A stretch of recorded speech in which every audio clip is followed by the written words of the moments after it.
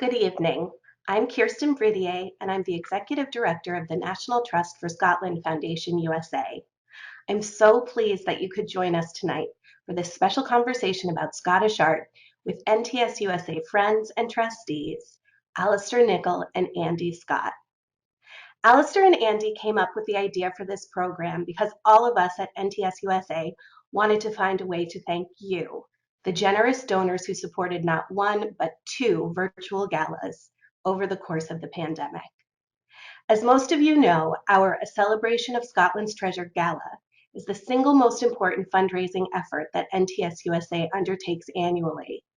And the fact that we had to pivot to a virtual celebration was not only bitterly disappointing, but also very worrisome.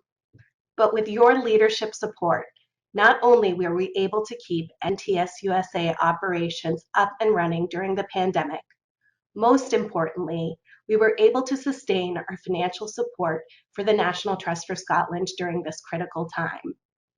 Your generosity saved more than 200 jobs in Scotland and allowed the Trust to continue caring for its historic buildings and landscapes, and to hit the ground running once properties could reopen to the public. Thank you. Now, to tonight's program. Many of you will recognize Alasdair Nichol as our longtime gala auctioneer and Andy Scott as our 2018 Great Scott honoree. What you might not know is that Alasdair, now chairman of Freeman's, America's oldest auction house, and a frequent appraiser on Antiques Roadshow, began his career by studying painting in Aberdeen and Belfast. Andy, whose massive sculpture The Kelpies has become an iconic symbol of Scotland to the rest of the world, started at the Glasgow School of Art and now has work in public and private collections from Los Angeles to Australia. The two are going to speak about their experiences as art students in Scotland, some of the Scottish artists who have influenced their careers, and the continued artistic relevance of the Scottish diaspora. At the end of the program, they'll be here live so that you can ask them all of your questions.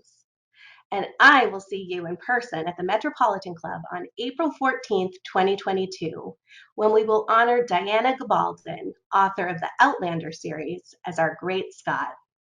I can't wait to thank you in person then. And now, here are Alasdair and Andy.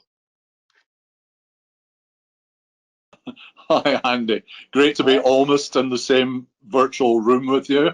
Indeed. And great to see this first slide. I think it's a building we both recognise, but one that you're probably more familiar with than I am.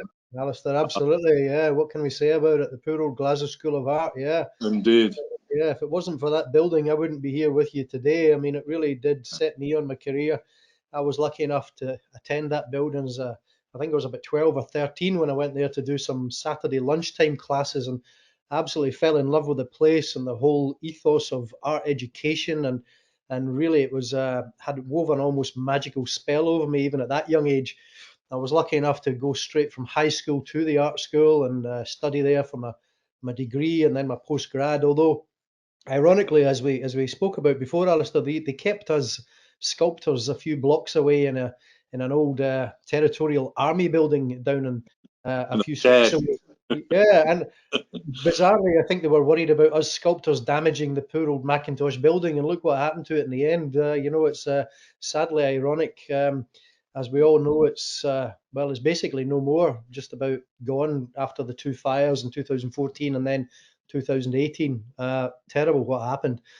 But the main thrust of what I'm going to speak about this morning, and hopefully we'll bounce some things around, Alasdair, is the influence that had on Scottish art and various artists and creative things that have spun out from the art school. Of course, there's other art schools in Scotland that I don't want it to be all Glasgow centric. Thank you for noticing that, because I went to one. Which is typically Glaswegian, and I do apologise for that. But I guess it typifies what one thing I'm conscious of is that as a practitioner, as somebody who's actually on the tools, my working knowledge of the Scottish art scene is probably very different from yours, in that I'm actually probably so tied up making this stuff and worrying about it that I don't really have that much time to peruse what's going on around me. So I've picked out a couple of artists who either I'm familiar with personally, who I know, or artists who have maybe have a bit of influence or have been within in my sphere of orbit, as it were, in my time in Glasgow. So that's kind of perhaps skewed my images here slightly, but hopefully it will still be of some interest. So anyway, the Glasgow School of Art, an incredible building and created by the genius who was Charles Rennie Mackintosh. And I was lucky enough a couple of years ago to actually be asked to make a sculpture of the great man, which you'll see in this next slide. If it pops up on the screen, there he is. And there is Charles Rennie Mackintosh sitting on his big Argyle chair there, ironically, or actually quite deliberately, on Argyle Street in Glasgow, in Anderston. And I had intended that this would perhaps be down in George Square or even up near the old art school building itself, but I had no takers. I pushed this idea around Glasgow for many years, and eventually it was of all people, it was a housing association, Sanctuary Housing, a social housing organisation, who had the vision and the pockets to actually commission it. And I made it in clay in my studio in Philadelphia, and it was cast in bronze and then shipped over to Glasgow in 2018. What really should have been a celebratory year in terms of the art school, but sadly, the way things worked out, it wasn't to be. But we did unveil it on the anniversary of Mr. Mackintosh's death on the 10th of December, and in 2018, and it's gone down very well. And it's a nice way for me to kick off my little run, talking not only about Mr. Mackintosh, but I suppose also showing off some of my own work.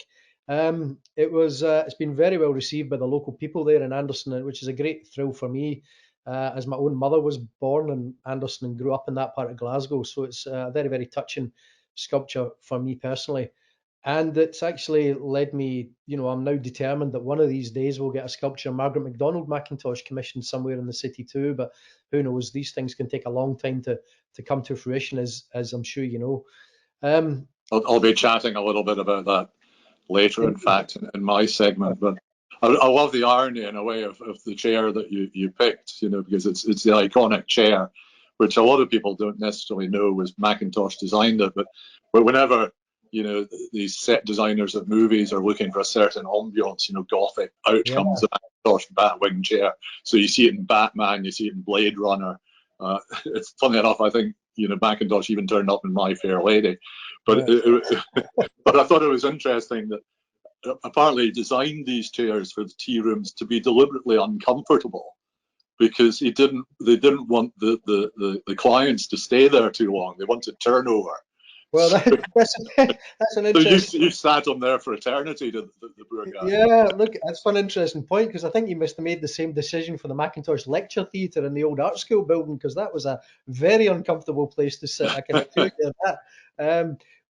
No, I just thought it was very fitting to have that particular chair, given the location on Argyle Street, and it is one of his most famous pieces of furniture design. And we could talk all day, I'm sure, about Margaret and Charles and the legacy they had for Glasgow, but I just thought it was a lovely way to kick off this little run of images I'm about to show. If we jump on to the next image, which is a Stephen Campbell painting, and I've chosen paintings here which are all figurative and all have a sense of narrative, because that's something that feeds through my own work.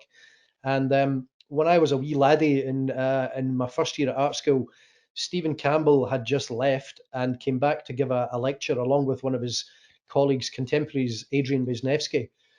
Now there was a trio, a trinity of Wisniewski, Campbell, and Peter Howson, who were really storming the art world at that point. And it was incredible as a young artist, as an aspiring artist, to see three painters who were, unashamedly celebratory in their love of the figure and the narrative, whereas so much of the art scene at that point in Scotland had been abstract and had been going in different directions. And here were these guys really proudly proclaiming the figure and these, as I say, these very strong narrative themes through the work.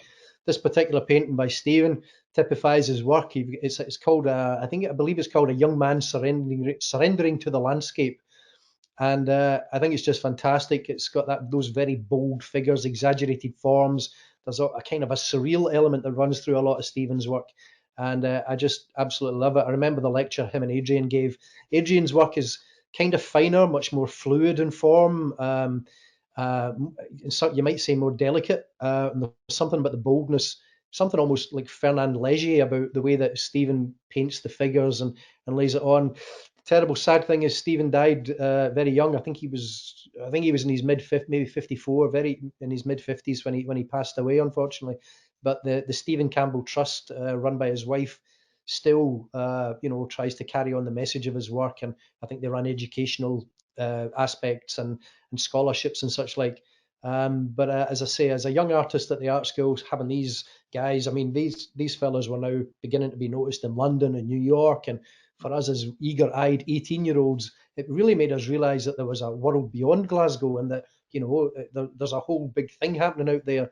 And I think those painters, that sense of resurgence of interest in the Glasgow's art and cultural scene, could probably a lot of it could be laid at their feet at that point. There was one other painter I should mention from that era, Ken Curry, who was just slightly below them, I think. Ken's work also very, very powerful, figurative. Ken's much more political, and you might say a bit darker in its tone and the narratives that ran through, but very, very influential for me, and giving me confidence that figurative art might actually work and sell as opposed to what was being taught, especially in the sculpture department at that time. I was just to jump in there. I was, I think, a couple of years longer at art school than you. I was up in Aberdeen at that time, but I was from Edinburgh, and I remember going to the Fruit Market Gallery. Yeah. New Image had sort of started out around about then. I remember seeing the first Stephen Campbell that I'd seen there, which I think was called the Admiral or something like that. And it was for a lot of us at that time, you're absolutely right, art students, it was a total revolution. Wasn't it? To see work like that, figurative artists working and being successful in New York and internationally. Yeah. And at that time, the Italians were coming out. They had their Sandro Chia and Cucci and Clemente and all these artists, and you had Kiefer and Baselitz and Immendorf all working in Germany. And I think Stephen Campbell was trying to find a Scottish, not national painting, but something that was reflective of Scottish identity at that time. Yeah. People like Schnabel were doing it in America as well. So that whole thing, and you're right, because when I went to art school, it was all about abstract art, and artists like John Hoyland and John Walker and Bert Irvin were like the great heroes of that time. And then there was that transition into figurative painting, which, like you, I was really interested more in narrative and figurative at that time. So this was just bread and butter to us. It was, and funny enough, you mentioned that Albert Irvin. I do remember seeing a show of his at what might then still have been the Third Eye Centre in Glasgow. And although I'm not generally a great fan of abstract painting, his stuff in the flesh really was very, very impressive. It was an incredible show. I love his work, and Hoyland. I mean, it's not because because I gravitated towards figurative art. Didn't mean that I didn't like abstract art. I still had all, but that's kind of all there was at that time. And figurative art, I remember you'd be accused of being basically just an illustrator. Yeah, absolutely. If you can imagine what it was like. Very damning. We'll move on to the next painting from my little selection, and this is much more up to date. This is Jenny Saville. Now, got to say, first thing here is Jenny's not Scottish, so I don't know if she's allowed to be here. Next slide. But these days, what's borders all about? Let's be controversial. Jenny Saville, I think, is from Cambridge, if I remember rightly, and actually she started at Glasgow Art School the year I left, if I remember rightly. So I didn't know her personally by any manner of means, but her paintings are just absolutely phenomenal. Very large canvases, very, very bold, powerful use of the paint. This particular piece is called Meridian, from one of our most recent exhibitions, and I just love it. All those recent paintings in that show, the way that she lays the paint on and then scrapes it off again. Absolutely superb, striking work, and as I say, very large canvases. What I really the early work she did, really exaggerated forms, some based on her own, self-portraiture, but she was studying surgery. Like some of them are really quite hard to take in and difficult on the eye, I think is maybe fair to describe. But very, very impressive pieces of work. And again, she really hit the big time, picked up with some major collectors, and I think you know better than me, Alasdair. I think she still holds some record for one of the highest sell at an auction, like £9 or £10 million. I think it's around about 12 million now. There you go. But it's interesting. I'm just trying to remember. There was a you might remember, there was an American couple who really adopted all those artists, and I think flew them over to New York to see the Matisse show, and they Yeah, were yeah, big yeah, collectors of their work. And I yeah. remember meeting Jenny and her partner Paul McPhail, who I knew quite well, Yeah. and they were both obviously spending a lot of time looking at Lucy and Freud, and Mhm. their work was really quite similar. But again, it was all about the figure and all about painterliness, and she's just the most amazing, naturally gifted Yeah, painter. I You know, mean, real facility with paint. But I that's remember we had a party in my studio in Glasgow, and Jenny was there and Paul, and everyone was doing paintings on my wall. So I had one on my wall at that point. It's long gone now. I oh think man. Paul was celebrating. Was a big Celtic fan and was doing all the Lisbon Lions. You know, Oh, Celtic. They're okay. still Well, going on about winning the that's European Cup. Exactly. So, so that was my sort of memory of her. But watching her career take off and now showing with Gagosian and yeah, exhibiting in Italy, she's just but deserves it all. She's just an absolutely. amazing artist. Yeah. I think what I really love about her work as well is just the sheer draftsmanship. You know, Yeah. the absolute pure raw drawing talent that she has is just absolutely fantastic. And I think, am I right in saying that Saatchi, did he not buy her whole degree show? I think back then, Well, and kind of and really, it's the sort of thing he would have done, and he used to do yeah, that. He used to just yeah, buy up everything by one artist. yeah, And I yeah, remember the show, and it was in yeah, the main Macintosh yeah, gallery, that's right. and there were Yeah, huge paintings. yeah, And again, you know, just a revelation to see the work. yeah, And fantastic. so, and then I think the band, the Manic Street Preachers, used one of her Indeed, paintings from Holy yeah, Bible. indeed, they Yeah, did. Yeah. And you know, I just love that really powerful, bold use of the paint and the way it's really laid on there. And it made me think of another painter. If you go to the next slide, is actually full disclosure, is actually a friend of mine. I know Stephen. This is Stephen Lindsay, who was at art school at the same time as me, but left to go and become a full-time musician. And he had some degree of success with his band, the Big Dish, back then in the late 80s and early 90s. And did very well out of the music for a while, and over the years has come back to the canvas, and he's now producing these fantastic portraits. Um, he works in Glasgow and shows through a gallery based in England called the Lime Tree Gallery, and his work is selling very well. And something about Stephen's work, I just love the way, perhaps much more restrained than Jenny's paintings, but the way that he lays on the paint in slabs, and you sense the way the layering of the paint to build up the image. This painting's called Mark the Boxer. He went to one of the boxing gyms in Glasgow along in Govan, I think, and did a whole series of portraits of some of these pugilists, and he really captured the character of these fairly interesting. I was going to say beaten up faces, but that sounds a bit harsher. Mark, you might have been a fantastic boxer for all I know, but the paintings that Stephen did then, he moved on from those great portraits and did many paintings. He does these fascinating pieces with people with like with hats, crowns, gas masks, very unusual, quite surreal, some of them. And just wonderful, wonderful works of art that I really like. And I wanted to mention Stephen because in the Scottish art world, everybody's more aware of the guys that make the big time, and the girls, I should say, who really hit the big time and get to the Premier League. But it's important to be aware that there's dozens, hundreds, perhaps thousands of very, very good artists who perhaps don't get the acclaim and the notice that others do, but who are fantastically gifted artists and powering away there doing printmaking, sculpture, painting, photography, and often not overlooked exactly, but perhaps not hitting the heady heights that some do. And for anybody watching this, scratch the surface in the Scottish art world. I'm sure you'll agree, Alistair, there's some fantastic talent there that maybe doesn't just get the recognition it should. But yeah, I thought I would include this one. This is Stephen Lindsay, and typical of his work, a personal favourite of mine.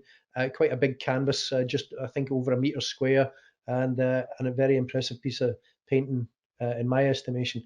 And if we move on to the next one, this is Alison Watt.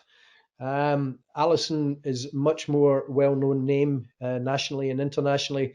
She's from Greenock. I do know Alison personally. I'm pleased to say she's an old friend of mine. And this is an interesting piece because although it doesn't show the human figure fully, Alison decided, probably in the late 90s, if I remember rightly, to kind of move away from the human figure. Her earliest pieces were very elegantly restrained, painted figures in what you might call domestic interior settings. And famously, she actually did a portrait of the Queen Mother. I think maybe she did it while she was still at art school. Actually, she won the John Player Portrait Award, and part of that was to paint the Queen Mother. I think that really set her career on a path to fame and success. And as I said, in the late 90s, she seemed to drift away from the figure in its as such and as the core essence of the painting, and instead shifted towards these fantastic big canvases of drapery. The idea being that this is the drapery that either wraps around or is laid over or is affected by the impact, the weight of figures, and they speak around the figure rather than directly on this, if that makes sense. And I think they're just absolutely wonderful. They have a beautiful, almost what's the word, a silence to them. They speak volumes without saying too much. That I just think they're absolutely great, especially when you see the size of them. This one is called Keel, I believe, and she did a whole series of these things. I think she did a couple based on one particular neck to a cravat from a painting, and I think they're just fantastic. Um, She's originally from Greenock. Her dad, Jimmy Watt, is a successful painter. He did lots of paintings of the boats on the Clyde, and some of those big canvases. When you know Alison, she's only about 5'2" or something herself, and when you see her against these huge canvases, it's really quite an undertaking that she manages to get them there. And she's gone on to great success. She's got a show on just now in Edinburgh at the Scottish National Portrait Gallery, where she's done a series of paintings which are based on works of Alan Ramsay, and she has taken tiny details from those paintings, and they're the thrust of her show. So that's Alison, and as I say, great Yeah, fan. I know Alison well, and she's great. I'm a big fan of hers, but I think I met her first through her lawyers, in fact, Oh yeah, because I was doing an auction in Glasgow, and I used to do the Scottish Contemporary Art sales there, and somebody had consigned a piece by her. And you're right, her earlier works were these sort of tonal works. I yeah, think she would, say she was very influenced by James Cowie, yeah. who was just a wonderful draftsman who was based up in the hospital field near Arbroath, which was like a summer school that I went to, and was a teacher in Bells Hill and used to draw the students there. And he was a big influence, and Alison just changed her work a lot since then. But somebody had consigned a painting that, in fact, it turned out that Alison had consigned to what you would call here a dumpster or a skip in Oh, Glasgow, rescued it, had it really? restretched, and then put it up for auction. She wasn't happy about it. I'll bet she So we was. ended up, we pulled it out of the sale. Happened with Ken Curry as well, actually. Oh my So goodness. I was always meeting them through their legal offices, But Well, no, folks, she's wonderful. And just out of interest, I did an exhibition at a club in New York, and she was one of the first artists that I asked to have one of her pieces to celebrate their 10th anniversary. And just out of interest to the American viewers, I believe it's one of her works, one of her later works, that actually was commissioned for the American Embassy in London. Am I right in saying that, Andy? yeah, she did. Yeah, Yeah. yep, yeah. No, she's lovely and a great old friend of mine, and it's just fantastic to see her getting such great success nationally and internationally. Fantastic work. The next slide is completely different in just about every way. Alasdair Gray, again, a graduate from the art school, although way back in the 50s. And Alasdair sadly died 2 years ago, I believe, at the good old age of 85. Um, Alasdair was a force of nature, it's fair to say. I only met him once, and he really was a force of nature. Quite a dynamic character, to be sure. He lived his whole life in Glasgow, and he really was a legend, a legendary figure there. It was almost impossible to live in the West End of Glasgow and not come across Alasdair in some manner. He is famous, of course, as an author as well. Lanark probably being his most famous book. His work weaves all sorts of political narratives and social issues. The detail in the painting, the draftsmanship is incredible. He's all these strands of mythology weaving through the work. He's invented mythologies of his own, social history of Glasgow and beyond. I think his work is absolutely magnificent. And this particular painting is actually the roof of the Oran Moor Church, which is now a bar and theatre in the west end of Glasgow at the top of Byres Road in Hillhead. It's an astounding piece of work. It was actually a lot of the actual painting was executed by an old friend of mine, a chap called Nichol, who worked with Alasdair for a number of years. And the owner of Oranmore, a chap called Colin Beattie, gave Alasdair a kind of rolling contract and a dream project in many ways for artists to basically have a free hand at decorating the entire building as he saw fit. And this is a part of the roof detail in the main upstairs space of the old church hall there. It's an absolutely incredible piece of work. Alasdair has work all over the place. Alasdair, yeah. No, sorry, I didn't mean to interrupt. I was just going to say I lived in the West End and I used to see him all the time, and you'd bump into him in Ubiquitous Chip, which he also did a mural in. But in the same way as Stephen Campbell was a sort of a bit of a, just an amazing thing to come across at that age, in terms of visual art. In terms of the written word, I remember reading Lanark, his first book, and again, it just brought home to me just the ambition of it, the fact it was created in Scotland, it was particular, it was universal. Anthony Burgess said it was the greatest Scottish novel written since Sir Walter Scott. He was just an amazing character, and I remember reading the book when I was on an art school trip down to London, and the illustrations are very like William Blake as well. I thought that was interesting. And I was always interested in narrative, as I said earlier, and at one point I was thinking of doing writing rather than art. And you've got to love somebody who in Lanark had an erratum slip inserted that said this erratum slip was inserted by mistake, which shows his sense of humour. But also the fact that it was published by a Scottish publisher, Canongate. And to me, that it signalled to a lot of us younger Scots that you can stay in Scotland, you can make it work, you can be international, you can reach other audiences.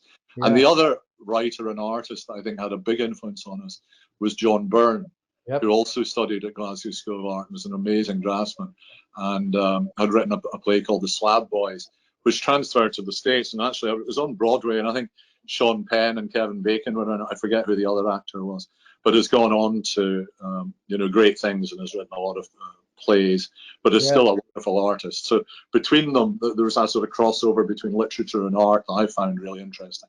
Yeah, absolutely. And Alasdair, one of his last pieces was still in Hillhead, only a few hundred yards away from this piece that you see on screen there, was actually a commission for the subway station in Glasgow, Hillhead subway station. And I was actually influential. I kind of steered them towards the project, or steered the subway executives towards Alasdair, I should say, and kind of got him I didn't get him the job, but you know what I mean? I kind of brought him to their attention and suggested that he should be the man because he was such a legend in the West End, and particularly in Hillhead. And I'm pleased to say they did see through the commission, and it's there to this day, and it's a very impressive piece of work, typical of his work in many ways. But I remember when I spoke to his colleague Nichol, who I mentioned earlier, who was his assistant of sorts, and Alasdair's response when he was the idea was first put to him, was that he would do the whole subway network and all the trains, and he would adorn all of the whole thing. And I remember saying to the subway executives, you should do it. Just hire him, pay, do it. Can you imagine if the whole subway network had been turned into a work of art by Alasdair? It would have been quite something. Other cities have been very bold with their public art in subways and train stations, but Glasgow sadly didn't carry through, and which is very unfortunate. But yeah, I think that was the biggest missed opportunity of the city, really, to have had that. It would have been quite incredible. I'm going to segue from Alasdair's piece and talking about the Hillhead subway into one of my own, which sounds a bit big-headed, but there is a link, and that is because this fellow here was also intended for a subway station in Glasgow. It was originally meant to go in the concourse of the St Enoch station in the subway, and maybe this is the reason why the Glasgow subway executives decided not to go any further, but with the idea of public art. But this place originally was going to be called the Mungo Tor, taken from Saint Mungo, the patron saint of Glasgow. And St Mungo, the Mungo Tor, was going to be this great beast who actually, making up my own mythology, he was going to be this creature who lived in the abandoned subways of the Glasgow subway system and only came out at night to feast on discarded pieces, that's sandwiches, from the workmen, and he would come out at night. And then one night he got his horns stuck in the concourse ceiling, and then you would come down and find him sitting there. And I have to say the folks at the subway network really liked the idea, but funding and various other things got in the way, and sadly it was abandoned. It never came to fruition. Although I was so taken by the idea, I decided to build the sculpture anyway, and I'm pleased to say it was bought by a private collector in Mexico. And the reason I've included this piece, not just being big-headed, but was to touch on something we mentioned earlier, Alasdair. You spoke about international success, and that many Scottish artists, including myself, I'm pleased to say, have thrived beyond the shores of our homeland. And I'm pleased to say I've now got pieces in Mexico and Australia, the States, and a few other spots around the world. And it's wonderful that so many artists from the homeland do manage to get out beyond the confines of the country. It's just fantastic. I'm proud to call myself one of them. But this particular piece is the Mungo Tour. I just throw it in because I'm a sculptor and it really should be there, and also because it connects back to Alasdair's go at decorating the entire subway system in Glasgow. I think you'd be asking for trouble in Glasgow on a Saturday night with those sharp horns there. We were going, as I say, we're going to have them jammed in the roof of the subway station. Yeah. Anyway, if we move on, while we're on that strand of mythology, the Minotaur obviously being mythological, my last images are about the Kelpies. These have become, again, forgive me for talking about my own work, but it ties in with the train of thought there with the international success. These are the maquettes for the Kelpies in Bryant Park, New York City, from a few years ago, where they were part of the whole Scotland Week, Tartan Week, whatever they call it these days. They were there for a couple of months around about those festivities, and they were the travelling ambassadors, if you like, for the big sculptures. These were the scale models that were built up to full scale. The next image shows the actual full scale finished artworks, and these are the last pictures of my sequence. And forgive me for blowing my own trumpet a little bit there, but I think these tie together so many strands of what we've been talking about, or I like to think they do anyway, of narrative and contemporary and traditional mythology in Scotland. And they stand as a sort of a testament to the role of the horses, the working horses of Scotland on the canals.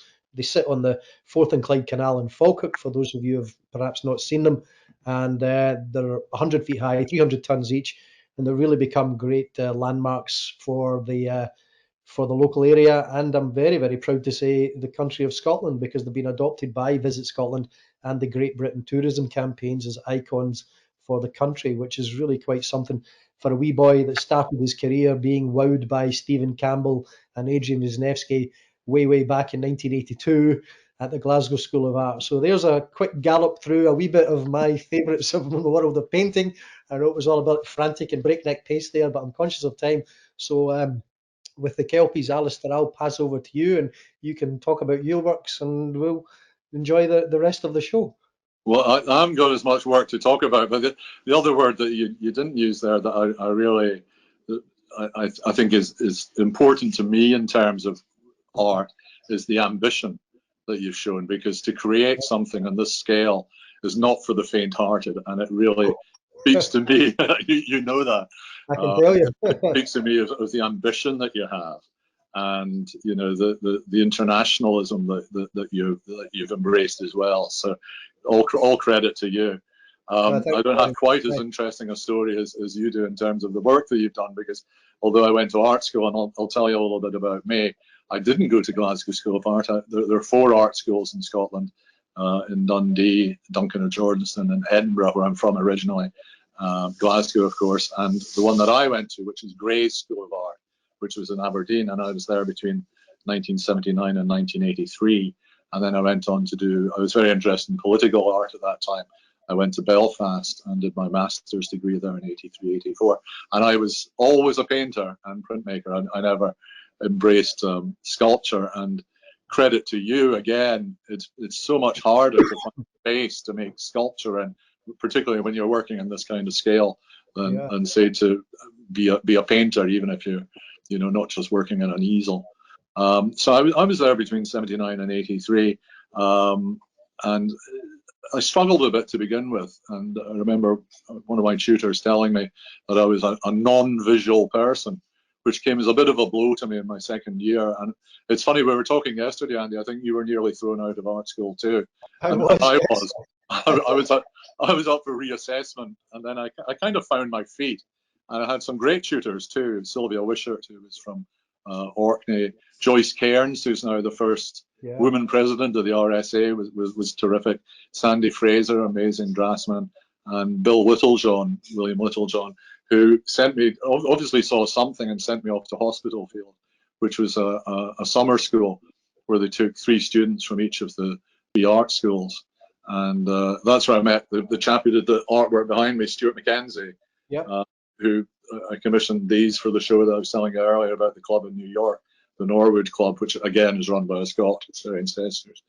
And Stuart taught at the art school just until recently when he retired, and this is a series of works that he did of monotypes. So I really hit my stride at Hospital Field. I won the prize that year, and I was then selected for as one of 4 Scots. Adrian Wisniewski was one of the other ones, and Stuart was one of the others, and a chap called Christopher Taylor as well. I don't know what happened with him. There were 30 students selected from the UK. I was one of them, and 30 from France and 30 from Germany, and we exhibited in each of those countries. So everything was looking good. And then, as you know, you leave art school and they're not hiring artists per se.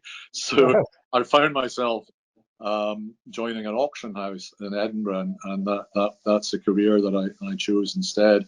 In fact, at one moment, it was almost like the crossroads in my life, where within the space of a couple of days, I was offered the opportunity of interviewing to become a teacher at my old art school, or taking over a department at the auction house, and I decided to go with the latter. And I think I made the right choice. I don't think I have the dedication that perhaps you have.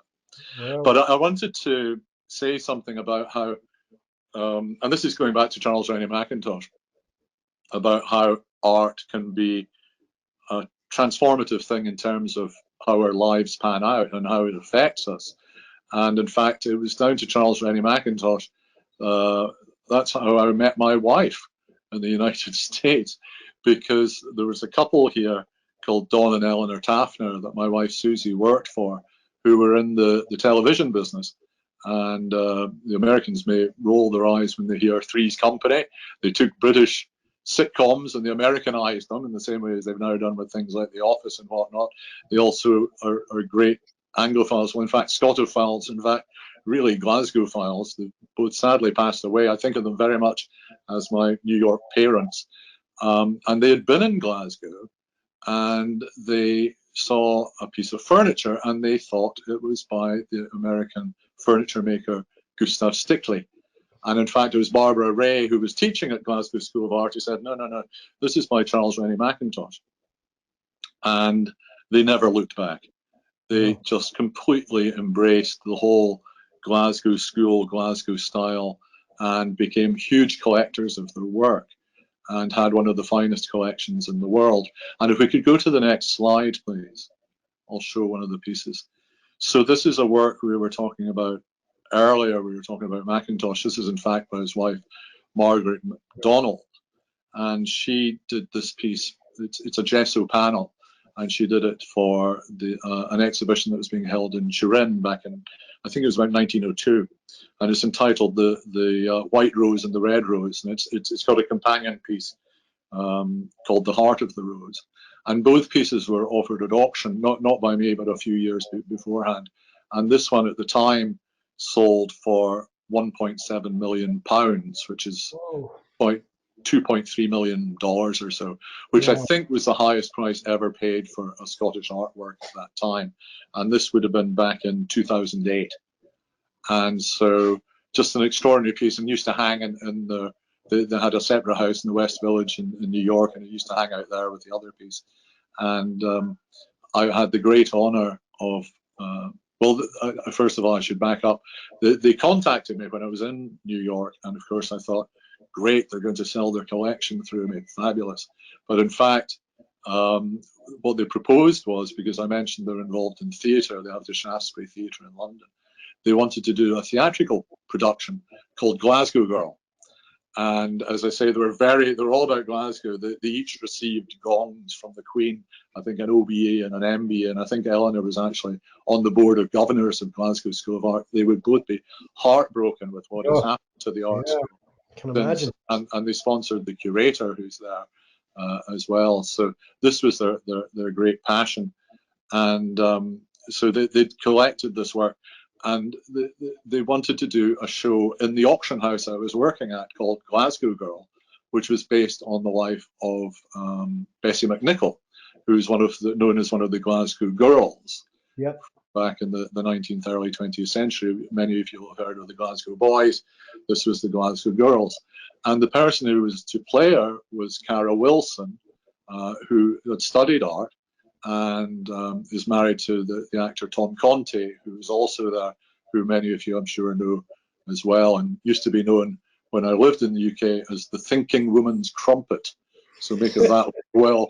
But the person who was producing the play was my wife-to-be, Susie, who's over here somewhere. She's not showing her face. I think she's behind me. And we did not get on terribly well to begin with. But one thing led to another, and we now have 2 sons, etc. And so this was all down to a misattributed piece of Macintosh furniture. There you go. So thank you, Toshi, Yes, for putting us together and celebrating, I think, 22 years of marriage now. So, well, I think that's a lovely. The other thing I would say with that, Alasdair, is it reminds me of Charles and Margaret themselves, the couple. If you read any of the books, John Kearney wrote. It's not a particularly great piece of literature, I have to say, but it's a lovely story, and it really focuses. A great deal of the book is about them. It's a love story, yeah. and that, they were such a power couple, of their time, and that Margaret kind of lives in his shadow a little bit. It's she's often overlooked as an artist in her own right, and the panel that you've picked really illustrates beautifully her talent for sure. Well, I was very honoured to sell their collection later on with her sister auction house in Edinburgh and Line and Turnbull, and we did the exhibition initially in Glasgow School of Art, and their daughter Karen is my wife's best friend. In fact, we're going off to the theatre tonight, in fact, to see something together. So we see a lot of each other. So really, it's very much my New York family. So again, thank you to Toshi for all of that. Indeed.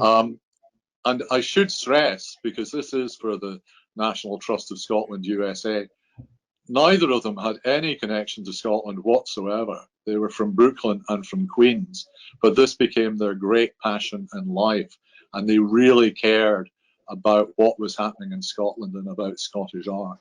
And on that note, we should go to the next slide, if we may. Thank you. And this is up here for a couple of reasons. A, because as far as I'm concerned, it's one of the great masterpieces of Scottish art, and it's done by an artist called William McTaggart, and this is called The Sailing of the Emigrant Ship. And I was about to try and point it out on the thing, but it doesn't work that way. You can just see the ship in the distance. And of course, what's happening here is that this is to do with the Scottish diaspora, which is another theme of what I'm talking about this afternoon, and also relates to you, Andy, and to myself. I mean, we're both Scots who were born and brought up in Scotland, and have both ended up in the United States. I work in Philadelphia, I live in New York, and McTaggart matters a great deal to me. His work originally was almost pre-Raphaelite in its detail. He did a lot of children, but his work changed a lot. He was hugely influenced by artists like Constable and Turner, and you can see that in this work. Yeah. And nobody could paint the sea like him. And one of the things that means a great deal to me was his Gaelic heritage. He was from the west coast of Scotland, from Argyllshire, and it's a heritage that I share. That my mother is from the Outer Hebrides. She was born on the island of Benbecula and from the Isle of South Uist, and was a native Gaelic speaker, as many of my cousins are, as we assume McTaggart would have been. His parents certainly were. And so this is a really dramatic piece, and he would have understood the diaspora firsthand, because his sister Barbara left Scotland to go to the United States. And if you look, you can see the figures in the foreground there, and they're very much part of the landscape.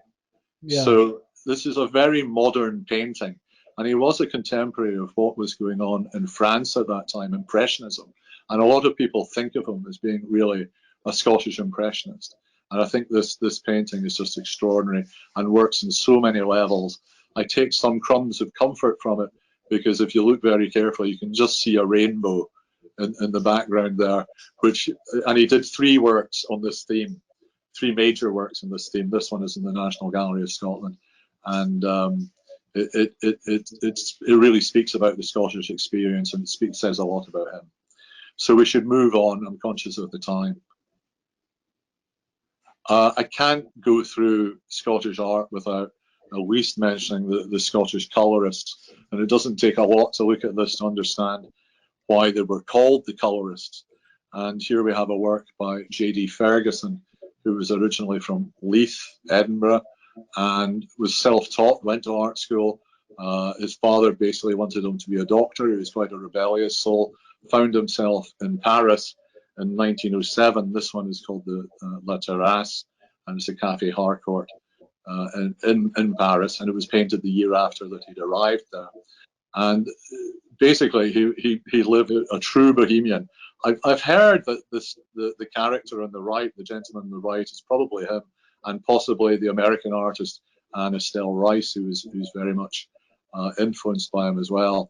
The colorists were J.D. Ferguson, S.J. Peploe, George Leslie Hunter, who was actually born in the United States, and Cadell. Now, Cadell spent a lot of time in Edinburgh doing high society, showing the grand ladies of that period, the Edwardian period. Ferguson was in Paris, was very acquainted with what was going on in Europe at that time, and painted a lot with Peploe. And they used to go to the Isle of Iona, as did Cadell, and paint there as well. There's a particular blue there that they captured extraordinarily well. Of them all, I think Hunter was possibly the most naturally gifted painter, but he could also be pretty awful, I thought. So he was a bit hit and miss, but I really enjoyed his work. And of course, if you're a young auctioneer, as I was, and working in Glasgow and Edinburgh at that time, you hoped the next call was either going to be somebody, or the home that you're going to go to was going to be filled with works by either Charles Rennie Mackintosh or one of these guys. Because this was really the peak of the market back in the 1980s.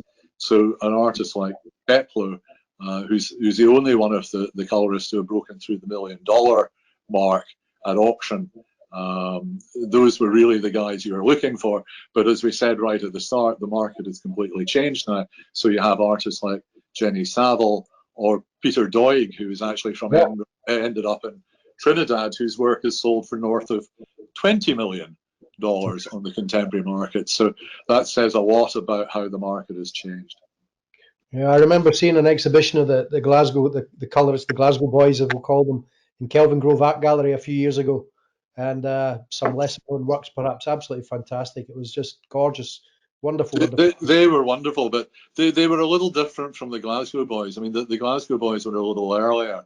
So you had folk like, James Guthrie and John Lapp and those guys. And they were really, in a way, a reaction to what I used to call the Kailyard school, which is a rather sort of sentimental strain that you had in Scottish art, which is Granny's heel and hame, and young boys and girls sort of paddling and wading around, and it was a little saccharine, I felt, whereas the Glasgow boys would be depicting funerals in the Highlands and that kind of thing.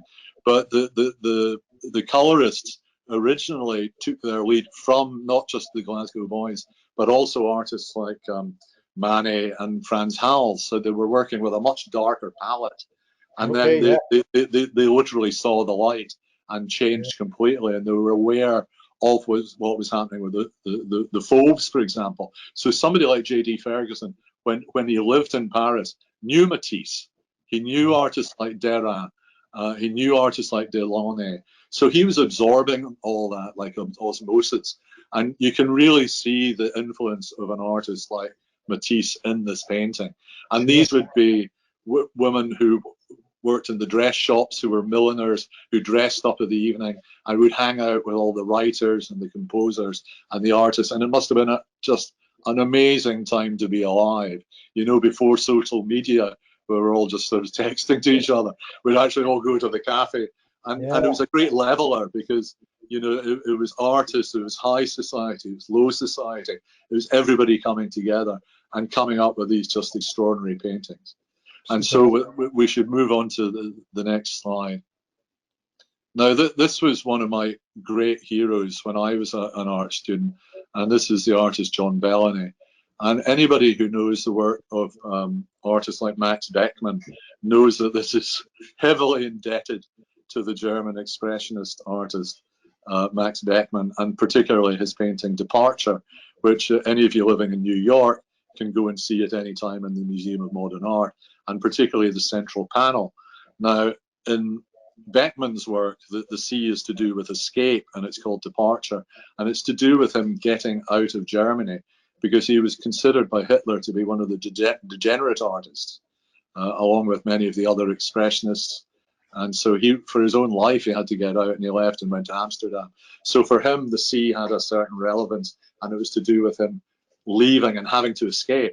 For Bellany, it was very different, because he came from a fishing village down the coast from Edinburgh called Port Seaton, and his family were all fishermen. His father was a fisherman, and so the iconography that you see here, the symbolism, is very related to the life that he lived. And this one would have been painted round about, I should check my notes, I believe it was 1974, and hangs in the museum in Sheffield. And again, back to the Third Eye Centre, I think it was in Glasgow, which you would remember as well as too, Andy. Sure. Yep. And they had a wonderful show of Bellany's work, which completely was an eye-opener for me, because again, it showed to me a couple of things. A, that Scottish art wasn't all about being influenced by French art, which it was to a great degree at that time, what we would call, and you'll excuse my appalling French, belle peinture, which was really, and these were good artists, you know, artists like Anne Redpath and David McClure and David Meekie and all those artists, which were much more gentle, and they were more about colour and just literally beautiful painting. They were very pleasant paintings to look at. But I was looking for something much grittier, much tougher. And Sylvia Wishart, who I had mentioned earlier as a tutor, and Joyce Cares had introduced me to the work by the German Expressionists and the Neue Sachlichkeit school, who were very political in terms of what they did. So you had Beckmann, you had Otto Dix, you had George Grosz, and both Beckmann and Dix did a lot of triptychs, as Bellany went on to do. And the thesis that I wrote was on the 9 famous triptychs that Max Beckmann did. So again, this was a signpost for me that I could embrace symbolism, because I was much more interested, frankly, at that time in things like film and literature than I was in other artists and visual art.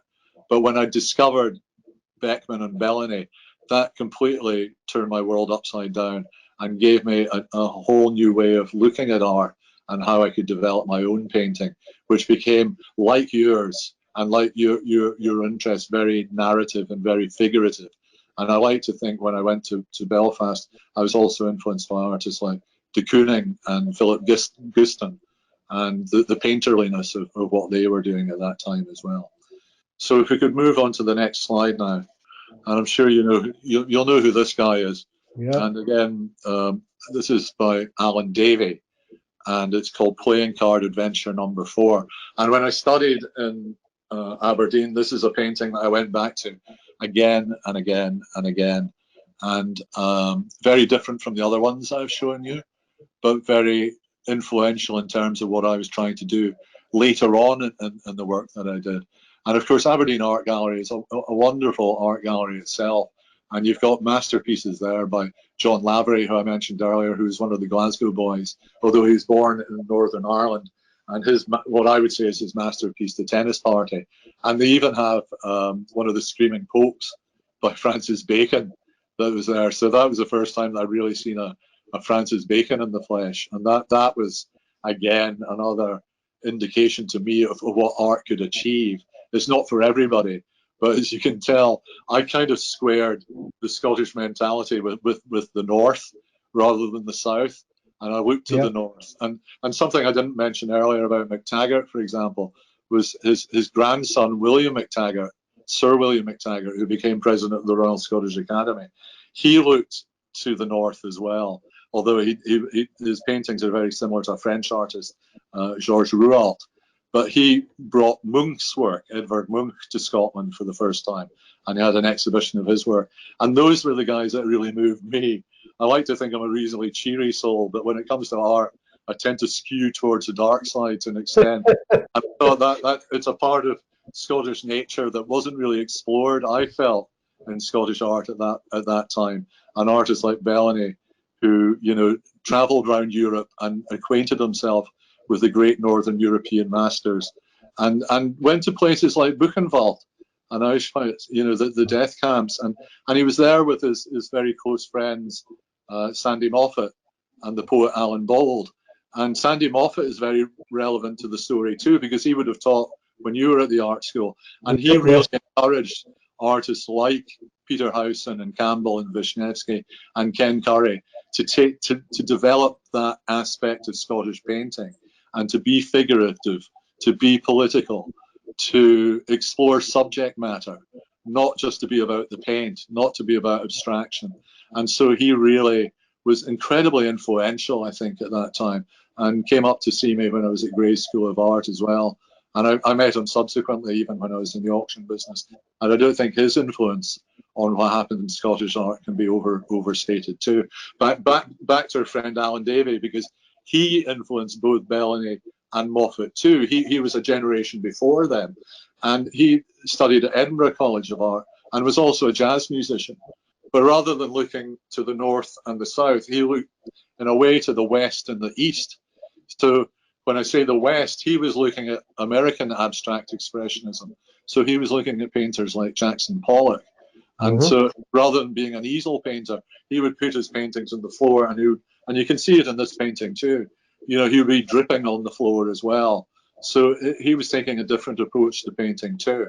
And although he had many different influences from ancient carved rock paintings, from American Indian art, from tribal art, from Aboriginal art, I think his most successful ones are the ones where he embraces his own Celtic origins and his Caledonian background. And I think you can see that in a lot of his his most successful works, which are from the 60s and 70s.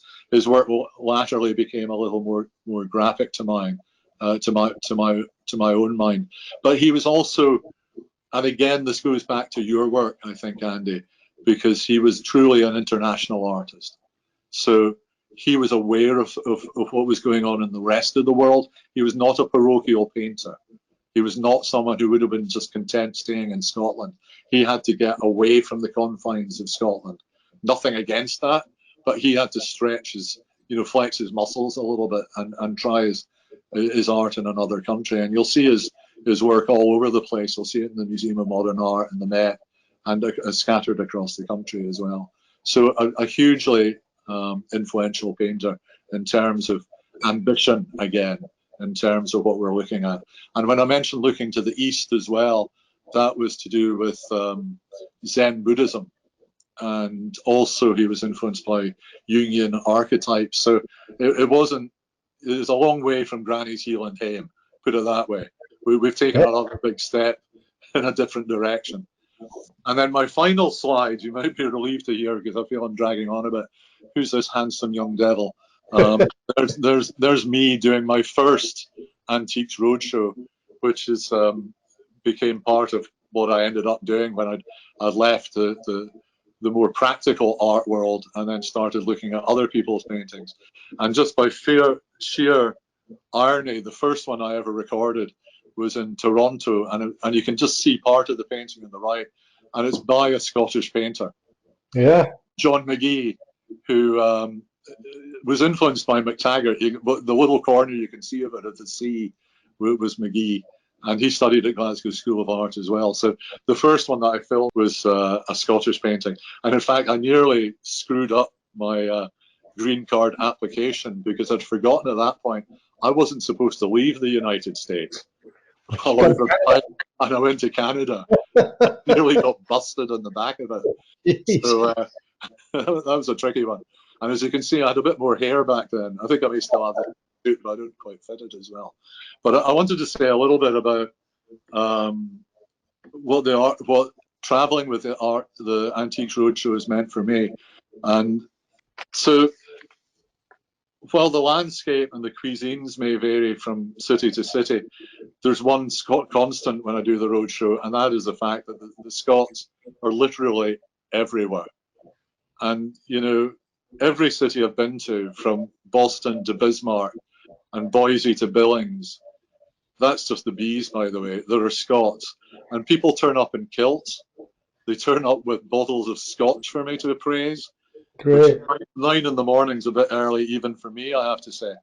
And they're really passionate about Scotland as well. And when you're not just looking at Scottish art, or when you're not just meeting Scots, you're seeing Scottish art as well, like the painting that I had here. So, you know, I'm seeing wonderful portraits in the museums. I always try to go to the museums in each city. So you see things by Rayburn and Ramsay, who we haven't spoken about, or you see furniture by Mackintosh and Duncan Fife. You'll find an Alan Davey in Detroit. You'll see Stephen Conroy, who you would have known as well. Yeah, Stephen. Yeah, in places like Hot Springs in the museum. And even I remember when I checked in at the hotel in Hot Springs, behind the lobby there was a Stephen Conroy. You go. So it was extraordinary. They just get everywhere. And, you know, in Indianapolis, I remember going there and seeing a fabulous Peplo colorist still life. So the Scots have really made huge contributions over the years to what, you know, to the lives that we have led and to the art world generally. Talking about the Scottish diaspora earlier, and my own family from Scotland, they were part of the diaspora too. So on my Scottish side, on the Hebridean side, they ended up in places like Maine and Canada. I still have relations in both places, in New England and even in Honolulu. And that was part of the Highland clearances, which I referred to earlier. And my mother took the slightly non-PC, politically correct approach, which was that if they stayed at home, they probably wouldn't have done anything. So it did them quite a world of good to forcibly move to other countries and whatnot. And then my dad's side, it was a different reason. Apparently it was, as they used to say, women trouble. So the Booths and the Meekies and the Guthries from Aberdeenshire ended up running a ranch in Montana, which is still there. And in fact, I spoke to them the other day. So we're scattered across the United States, and it kind of brings me back to one of the reasons that we're doing what we're doing today, which is to support the National Trust for Scotland USA. Because when I was a kid, you know, I loved going to castles. I loved these National Trust properties, and you can't underestimate the important work that they do. And I feel that I do have a voice in this, because like you, Andy, I was born in Scotland. That means the world to me. But I don't know if you are now, but I'm an American citizen. So I'm still heavily invested in both countries, and it means a great deal to me. And it's been a great pleasure talking to you today. I feel I've dragged on a little bit, but hopefully there'll be questions and answers afterwards, and we'll have time for that too. But support the National Trust for Scotland USA. It does vital work. We really need help at this time because of what has happened in the world over the last couple of years with COVID and everything else, when people haven't been able to travel and go to the trust properties that they have in the past. Scotland has made a great contribution over the years through artists like Andy. They deserve your support. So thank you again for listening. And thank you from me too. Hello. My name is Helen Sales. I'm chair of the National Trust for Scotland USA Foundation. And like Alasdair and Andy, I live in the USA, but I was born and brought up and went to school in Scotland, and I'm very proud of that. I hope you enjoyed their wonderful presentation. And now if Andy and Alasdair would turn on their microphones and webcams, we'll have a chance to ask questions. They should appear shortly in your screen. There's Alasdair. And They will say hello. Thank you, Alasdair. Hopefully Andy will be able to join us too. Here's how to ask a question of either Alasdair or Andy. You will see to the right side of your screen an arrow that says questions. Simply click on it and type in your question. The questions will be sent to me by our staff and I will ask them on your behalf. When we cease having questions, we will finish the presentation tonight, and as you have been informed, this is being recorded, so we will be able to send it to you after the presentation. So let's, since I only see Alasdair on the screen right now, let's start with you, Alasdair. What's the most unexpected place in which you encountered the influence of Scottish art? You talked about Billings to Boston to Boise, whether it was in the work of a non-Scottish artist or in a physical location. That's a good question. Well, obviously, I was seeing Scottish art in all these, but can you hear me, by the way? Yes. You can. Yes, yes. But I would say Monticello, actually. You know, Jefferson's home, where you could see the influence of Robert Adam, the great Scottish architect, and you could see it on the wall. And that surprised me. I did not really expect to see that in Virginia, in Jefferson's famous historical home. But it just shows. And Adam, of course, was a hugely influential architect. I mean, you would see his influence all over the place. I just didn't expect to see it there. So right. that would be my answer to that one, I think. Well, that's terrific. Andy, welcome. It's lovely to see you in person. You talked a lot about Margaret MacDonald Mackintosh, who sometimes lives in the shadow of her more famous husband. Do you think that the general public is becoming more aware of her influence as a true collaborator with Charles and an artist in her own right? Yeah, I think. Can you hear me? Yeah. I think she is, probably because I keep banging on about it so much. But yeah, I think you know, we live in changing times, and I'm very pleased to say that female artists are getting a fair crack of the whip, so to speak. And I think she is definitely emerging from the shadow of Mackintosh. And I know that the Mackintosh Society over in Glasgow in Scotland do what they can do, and I think there's definitely an increased awareness. But yeah, as you heard me saying, I do have my own plan that I've been trying to instigate for a while to get her celebrated in person, as it were. But I definitely think there's more awareness of all female artists. Actually, it's definitely improving for sure. It was something I was very conscious of when I was doing the statue of Charles, because Glasgow's not short of big bronze statues of men. And yeah, but you know, the client would only go so far, and one of my ideas was to have the two of them together as part of that sculpture composition, but the budget wouldn't stretch far enough, unfortunately. So yeah, you know, it's open to others to carry that beacon, that torch, as it were, and give her and many other famous female figures from history more of a step into the limelight. Right. I'm loving those horses behind you, Andy. You recognise them? Alasdair, back to you. We have a question from Christian. Could you elaborate about what you saw at Monticello? I seem to remember it was bull heads. It was horns. It was a decoration around the dado at the top. And I remember commenting, I think, to the person who was giving the guide, was giving the tour, and the name of Adam came up at that point. So it was more of a decorative kind of thing, yeah. Terrific. Thank you. I was just going to add, though, to what you were asking about Margaret MacDonald as well. That her sister Frances as well, I think, deserves more recognition. And I would agree. But wearing my auction hat, I would certainly agree with Andy that there's been much more interest and in the market in women artists, and I think finally the imbalance is being redressed.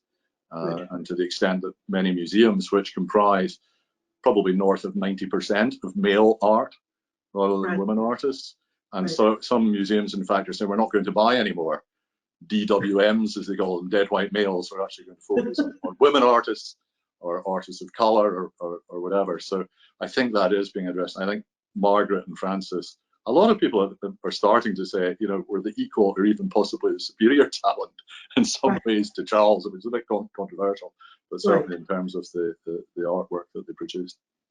Terrific. Since we are doing this on behalf of the National Trust for Scotland US Foundation, this is a question for both of you, perhaps Andy will ask you first. What's your favorite NTS property or piece in their collection?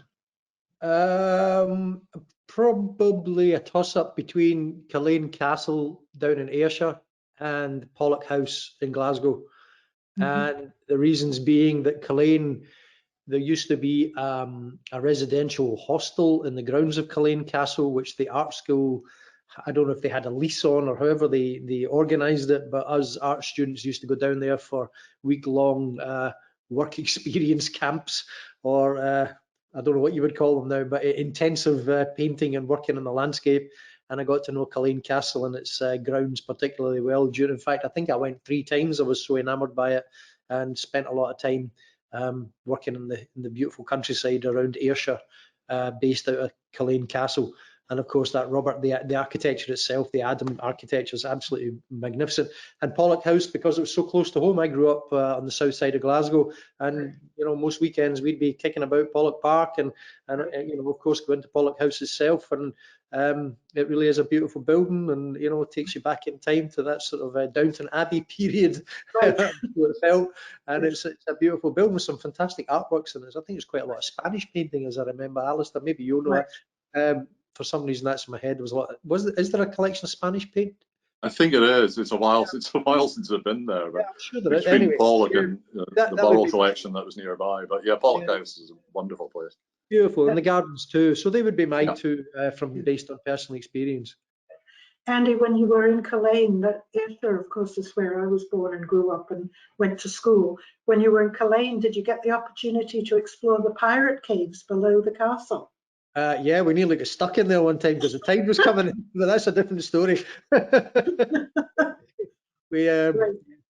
were colourful days. Let's leave it at that. Right. Alasdair, so what's your favourite place or piece of the NTS? I'm glad I got a lot of time to think. There are a lot. I've always had a bit of an attachment to Falkland Palace, I have to say. Yeah. And I just think it's a wonderful place to go, and I've taken my family there when we've been over in Scotland and really enjoyed it. And of course, you've got the ancient royal tennis courts where Mary Queen of Scots used to play.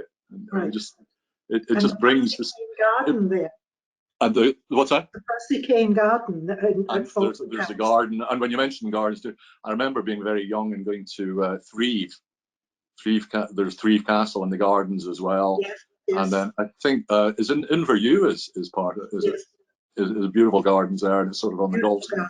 But I was always fascinated by Scottish history as well, and I wish I brought I've still got it in a desk somewhere. The project I did at school when I was like 13 or 12 or something, Scottish castles, and I drew just about every castle I'd been to. So I loved those. So I was very interested in Scottish history, and of course the romanticism of the 45 rebellion. And we were Macphersons, and we sort of joined in a sort of slightly unwilling way. But Glenfinnan, of course, was a place that is just fascinating to me. Around Glenfinnan. It's stunning. Absolutely magnificent. I've got a little drawing that I did of it when I was there. And then, of course, at the other end you had Culloden, which was like the end of the story. So it's so vital that these places are protected by the National Trust so that future generations can be aware of that history, and as I say, it really brings it alive for you. And, well, of course, those are just a few of them. Yes, our Great Scott for next April has done a fabulous job at keeping some of the Scottish history alive, albeit somewhat fictionalized, but it has brought a renewed interest in some of those places, particularly from the US. Well, I was just going to say, one of my favorite books growing up was Tales of a Grandfather by Sir Walter Scott. Speaking of fictionalized Scottish history, but I pretend it's all real. Yes, the myth of Scotland. A great story. Another question from Christian for Andy. She says, your Kelpies are magnificent, and they are, but more English thoroughbred than Scottish pony. Could you tell us more about your love for horses and understanding of their spirit and price and strength? Well, yeah, it all came about because way back in 1997, one of my first major or fairly big outdoor pieces, which still stands on the M8 motorway right on the edge of Glasgow. I was asked to come up with an idea for that, and I came up with the idea of a big Clydesdale horse, and it went down very well.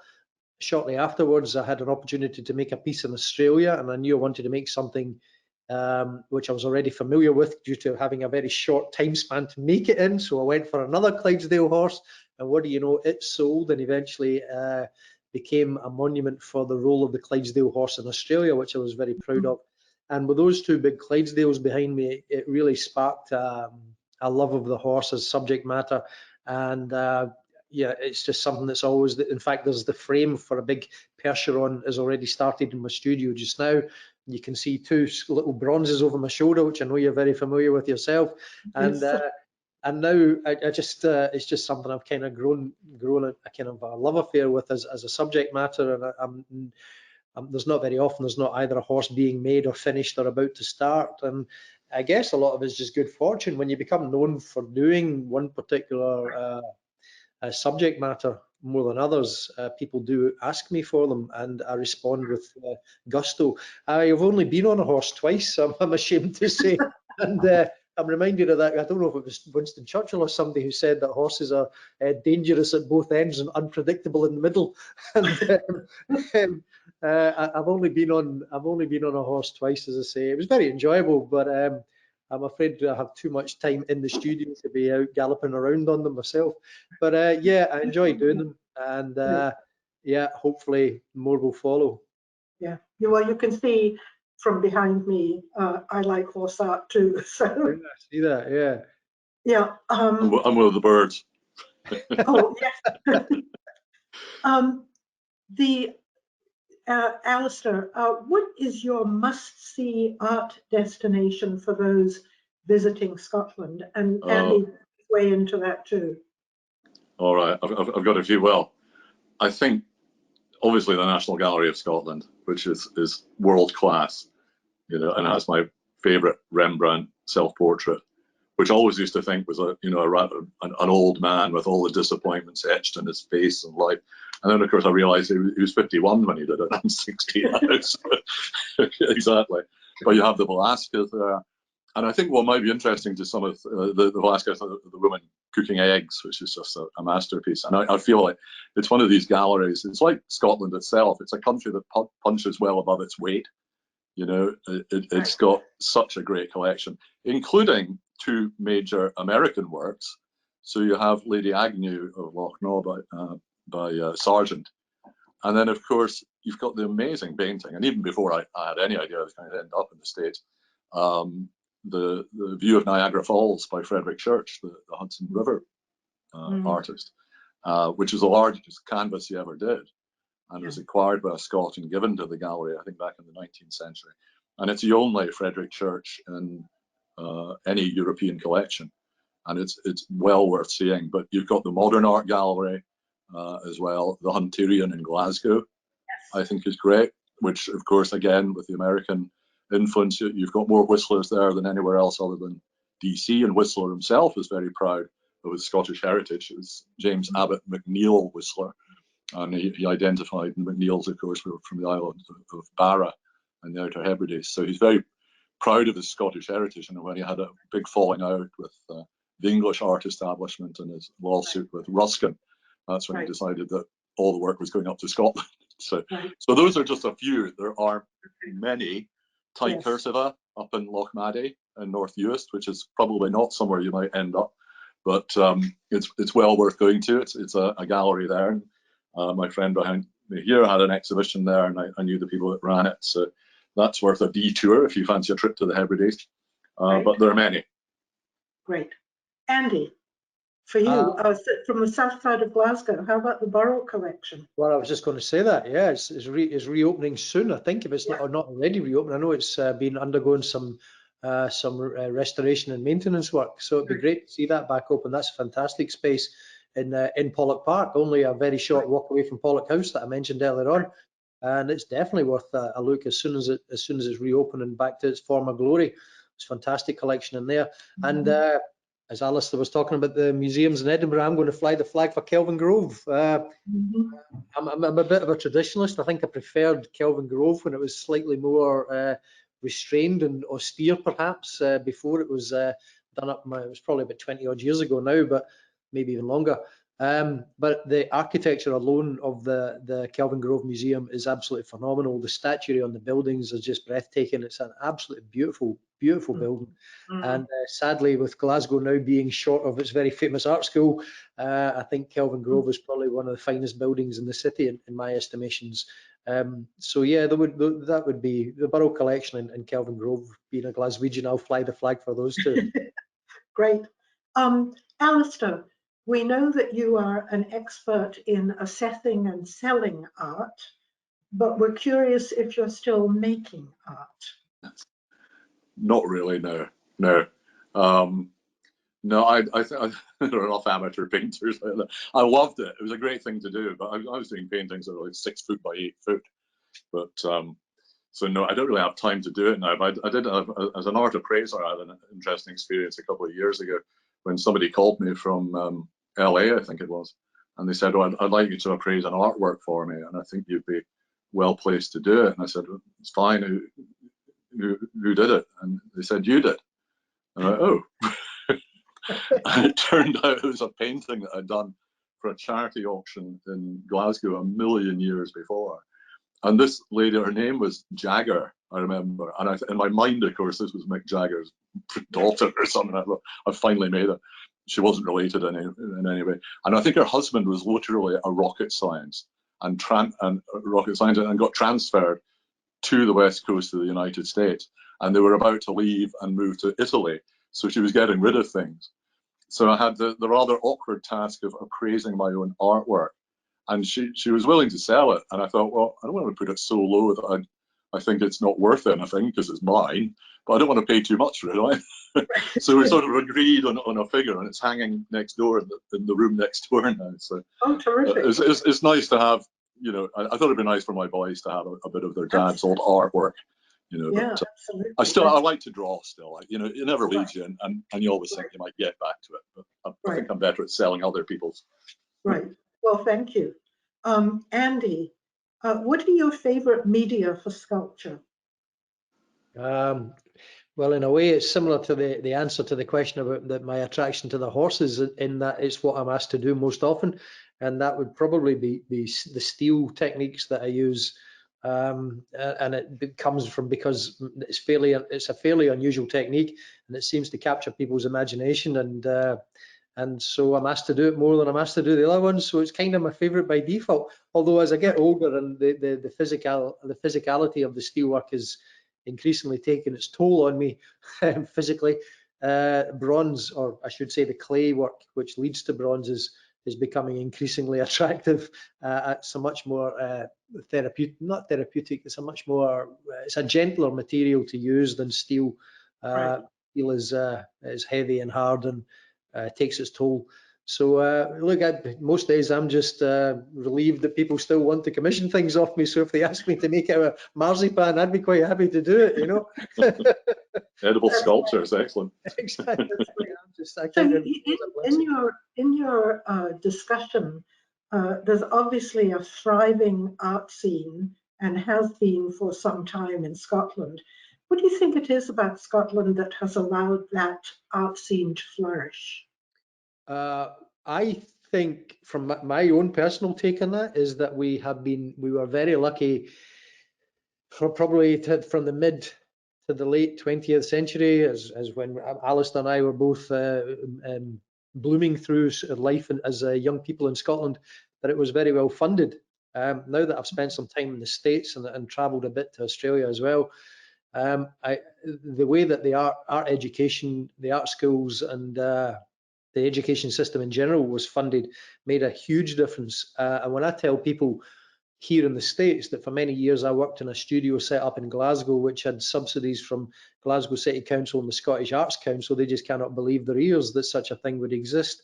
And I think the artists who do work and still enjoy the benefits of that funding in Scotland, they don't know how lucky they are. It really is an incredible asset, and one that they should all be very proud and thankful for, because the difference to the studio systems over here, you're on your own in the States. You're absolutely on your own, and you know, maybe that separates the men from the boys, so to speak, to coin a phrase, but it's it made a big difference to have more accessible studio spaces at a reasonable price at the beginning of my career.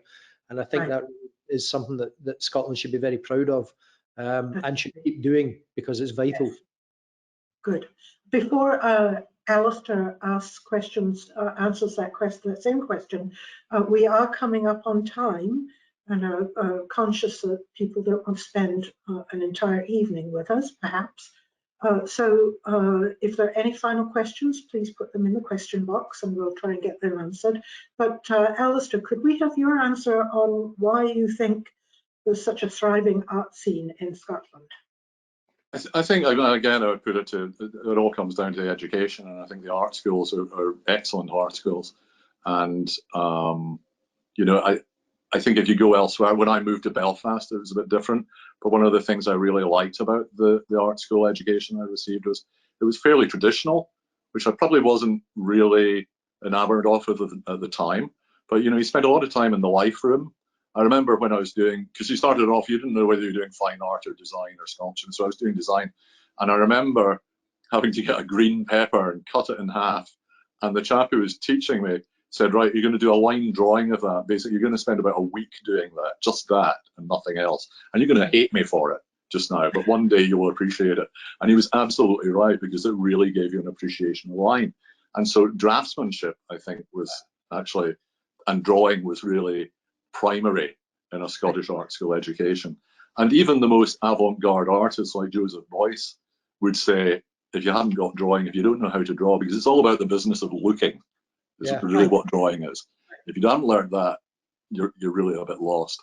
And I noticed that when I went to Belfast, because they didn't have that drawing tradition, they didn't have the life room tradition. If they weren't able to express themselves in one way, they would be more likely to do photography or film or performance art. But quite often it was kind of a bit wishy-washy, it didn't really work out. So they're much more open to being experimental. I was a bit more tightly wound up, I think. But I've always thought that's a great basis to underpin the art that you produce. In the basics. What's up? Yeah. Excellence in the basics. Yeah. Terrific. Well, we have reached the end of our questions. And if you do have any additional questions after the event, please reach out to Libby McKee, who many of you will know from the National Trust for Scotland USA Foundation, and we will try and answer them then. So thank you so much, Alasdair and Andy. Your presentation was fabulous. We thank those of you who have been invited to attend this presentation, and we'll get it through recording, because you generously supported our virtual gala earlier this year, and it was incredibly moving that you have done so. I'd like to also thank Jeff Rossio for producing this program, and all those who attended tonight, and all those who will see it in the future. So thank you again. I look forward to, as Kirsten said in the beginning, seeing you all in person at our next in-person gala on April 14th, 2022 in New York, where we will honor Diane Gabaldon, author of the Outlander series, who I'm sure many of you have seen. Libby, by the way, can be reached at lmmckee, M-C-K-E-E, at NTSUSA.org. Alasdair, Andy, thank you so much. It's been a pleasure. And thank you. Yep, thank you very much. Cheers. Thank you. Have a good night. You too.